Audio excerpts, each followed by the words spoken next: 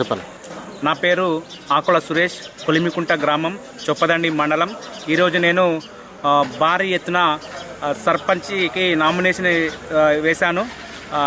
నాతో పాటు నాకు బలపరచడానికి ఒక 500 మందితోని మహిళలు ముఖ్యంగా కాంగ్రెస్ చేస్తున్న అభివృద్ధితో పాటు దానికి అట్రాక్ట్ అయ్యి మహిళల ముందు నాకు బలపరచడానికి ఒక 500 మందితో నేను ఈరోజు నామినేషన్ వేయడానికి వచ్చాను. ఎందుకంటే నేను మా ఊర్లో నాతో పాటు ఇంకా 2 అభ్యర్థులు పోటీ చేస్తున్నారు.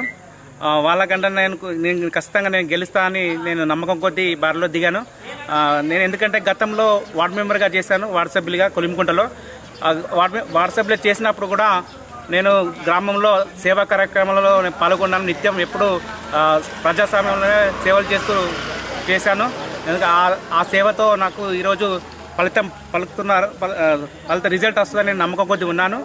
అలాగే కాంగ్రెస్ కూడా ప్రభుత్వంలో అభివృద్ధి చాలా మంచి చేస్తుందని నేను కాంగ్రెస్ అభ్యర్థిగానే నన్ను బలపరిచారు కొలిమికుంటలో అని వాళ్ళు తెలిపారు. నేను ఇప్పుడు ముఖ్యంగా నేను ఒక మేనిఫెస్టో విడుదల చేశాను ఆల్రెడీ. మా ఊరికి స్ట్రీట్ లైటు, ప్రతి ఇంటింటికి సీసీ రోడ్లు, ముఖ్యంగా ఇంకోటి అంటే ఆడపిల్ల మా ఇంటి మహాలక్ష్మి అనే పథకాన్ని నేను సొంతంగా పెట్టి మా ఊర్లో ఆడపిల్ల నన్ను గెలిపించినట్టయితే నేను ఉన్న 5 సంవత్సరాల పీరియడ్లో ఆడపిల్ల పుడితే వాళ్ళ పేరు మీద నేను డిపాజిట్ చేసి వాళ్ళకు నేను బాండ్ అందజేస్తానని ఈ పథకం పెట్టాను. దీనికి మహిళలు చాలా సంతోషం వ్యక్తం చేస్తున్నారు. అమౌంట్ 5,000 రూపాయలు డిపాజిట్ చేసి నేను ఆ బాండ్ అందజేస్తున్నాను చెప్తాను. అనేక అభివృద్ధి పనులు కూడా నేను చేస్తానని మాట ఇచ్చాను. యూత్ని కూడా కోఆపరేషన్ నాకు చాలా ఉంది. నేను యూత్ని కూడా ఎంకరేజ్ చేస్తాను. గతంలో ఇప్పుడు యూత్కి అవకాశం ఇస్తారు మా విలేజ్ నుంచి. ముఖ్యంగా ఇందిరమ్మ ఇల్లు మా ఊర్లో ఒక 16 ఇళ్ళు దాకా వచ్చినాయి. దానికి లబ్ధిదారులు చాలా సంతోషంగా హార్ట్ఫుల్గా కాంగ్రెస్కి సపోర్ట్ చేస్తున్నారు. మొన్న ఫస్ట్ విడతలో ఇందిరమ్మ ఇల్లు మా ఊరికి 16 ఇళ్ళు రావడం జరిగింది.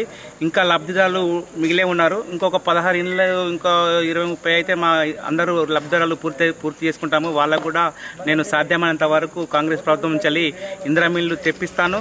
అర్హులందరికీ నేను కేటాయించి నన్ను ఆశీర్వదించినట్టుంటే అర్హులందరికీ నేను ఇందిరమ్మ ఇల్లు కేటాయిస్తాను.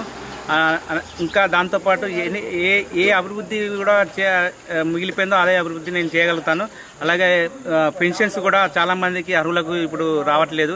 అవన్నీ కూడా నేను తెప్పిస్తానని నేను మా గ్రామానికి మాట ఇచ్చాను.